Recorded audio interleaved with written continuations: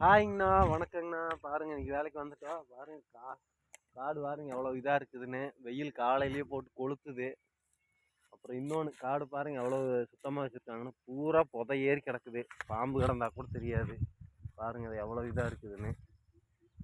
சுத்தமானா அப்படியே விட்டுட்டாங்க. தோட்டக்காரங்களுக்கு வந்து இது ஒரு இது ஒரு பொருட்டே இல்லையாட்டுக்குது. இதில் வர்ற வருமானமெல்லாம் ரொம்ப கம்மியாட்டுக்குது. அதனால் கண்டுக்காமல் விட்டுட்டாங்க. பாருங்க எவ்வளோ புதை ஏறி இதாக கிடக்குதுன்னு காடு. அப்போது பாவம் கஷ்டப்பட்டு தேங்காய் போட்டுருக்காங்க. இந்த பதவல் கூடி வந்து பாருங்க நாங்கள் உரிக்கிறதுக்கு வந்துட்டோம். நீங்களாம் என்ன பண்ணுறீங்க? இன்றைக்கி வேலைக்கு போனீங்களா? நீங்கள் போகிற தோப்பு ஏதாவது இந்த மாதிரி புதையேந்தி கிடக்குதா என்ன ஏதுன்னு கமெண்ட்டில் சொல்லுங்கள். ஓகே நண்பர்களே, இன்றைக்கி ஞாயிற்றுக்கிழமைங்கிறதுனால வேலை கம்மி தான். இந்த தோப்பு மட்டும் இந்த காய் மட்டும் உரிச்சா கிளம்பிடுவோம்.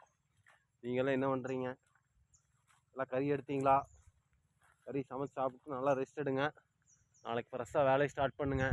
ஹாப்பியாக இருங்க. ஓகே நண்பர்களே, ஃபாலோ பண்ணிவிட்டு லைக் பண்ணுங்கள். பாய்.